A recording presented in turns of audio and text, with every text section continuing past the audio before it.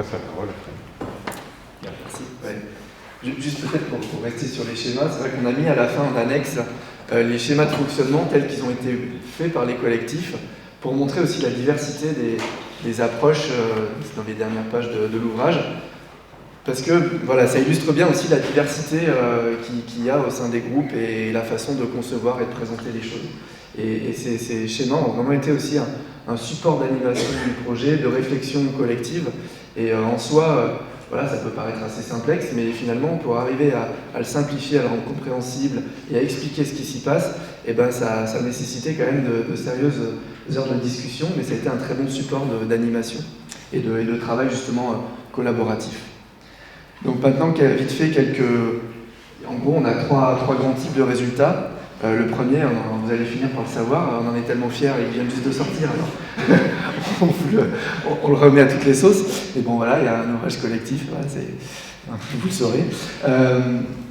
Ensuite, il y a eu un travail d'expérimentation sur là, un travail plus technique sur du maïs, sur du sainfoin, et puis sur des espèces prairiales, notamment dactyles, trèfle, lotier, mais d'autres espèces encore. Et sur ces espèces-là, l'idée c'était de comprendre, il y avait divers objectifs, mais de comprendre comment ces diverses espèces peuvent évoluer en fonction des lieux dans lesquels on les cultive, comment leur structure génétique permet justement une certaine adaptation suivant les contextes. Et donc pour ça, tout à l'heure il y aura une séance poster où là, je vous ai mis l'exemple d'un des posters d'Agrolo Périgord qui a travaillé sur le maïs, mais il y en a d'autres sur les autres espèces aussi. Et donc là par exemple sur le maïs, il y avait deux essais. Il y avait un essai qu'on a appelé adaptation et puis un essai évolution.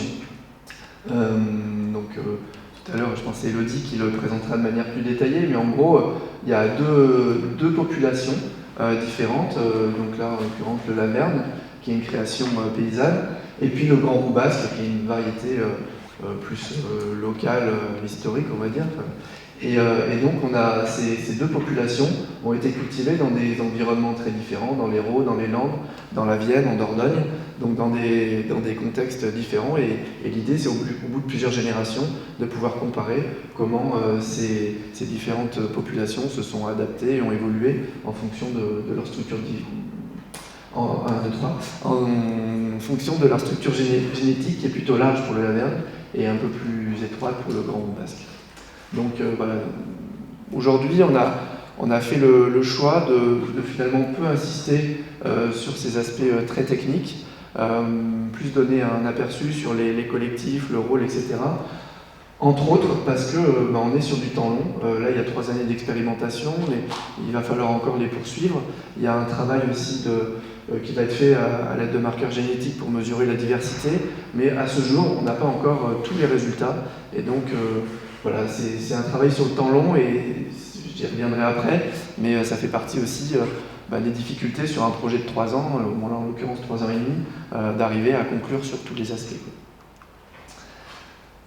Troisième type de résultats obtenus, ce sont des outils pour accompagner les collectifs de gestion collective, oui, c'est pas très beau, les collectifs, voilà, et des méthodes de travail.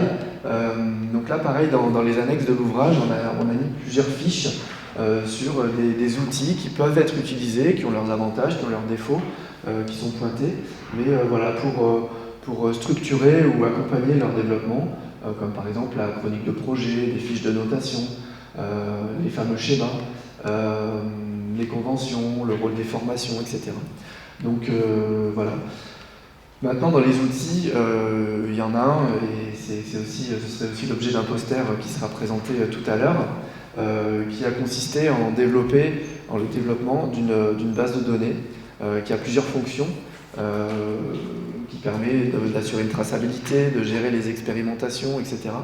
Et donc là, ce travail a été piloté par Agrorbio Périgord, qui a travaillé de manière très étroite avec l'INRA du Moulon, qui avait développé dans le cadre d'un autre projet une base de données sur le blé et qui a été adaptée pour les espèces allogables dans le cadre de ce projet et qui a fait un travail vraiment remarquable et conséquent.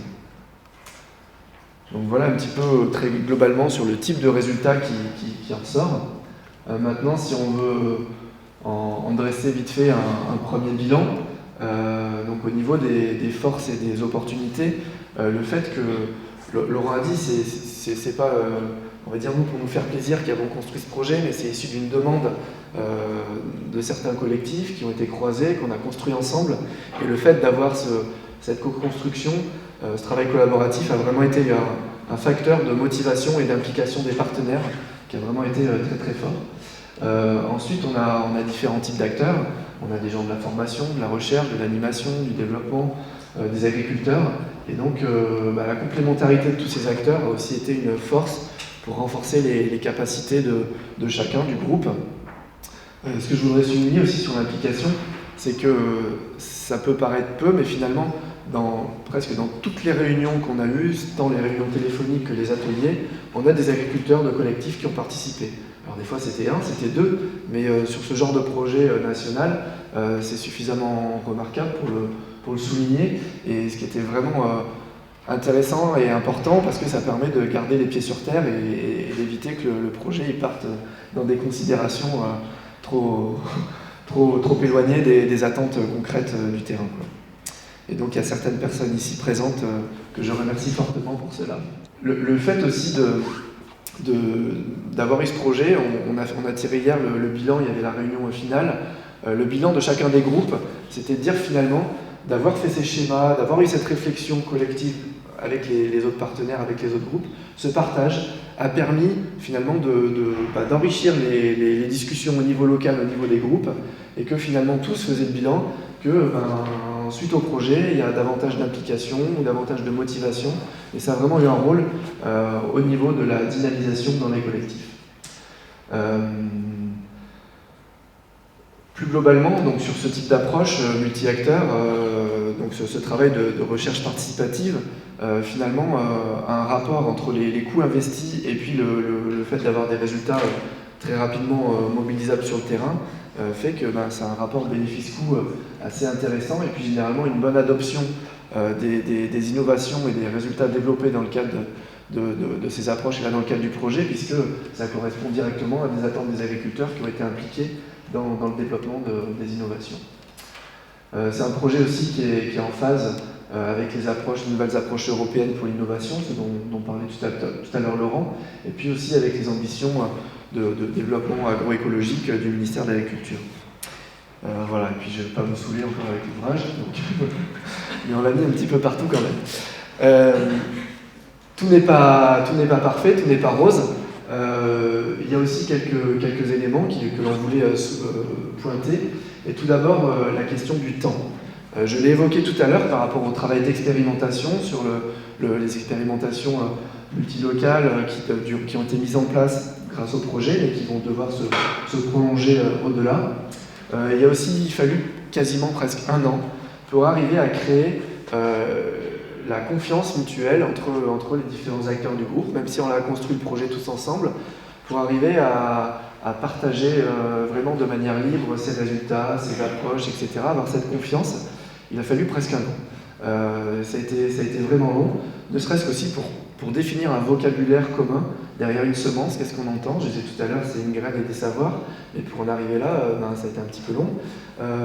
Comment appeler aussi ce qu'on fait tous ensemble? Le réseau Semence Paysanne appelle ça les maisons de la semence. Nous, on avait parlé, on a rédigé le projet de gestion dynamique locale, etc. Et puis finalement, on en est venu au fil des discussions à se dire ce qu'on fait, c'est de la gestion, je ne sais pas m'embrouiller, la gestion collective de la biodiversité, donc d'où le titre qu'on a mis là.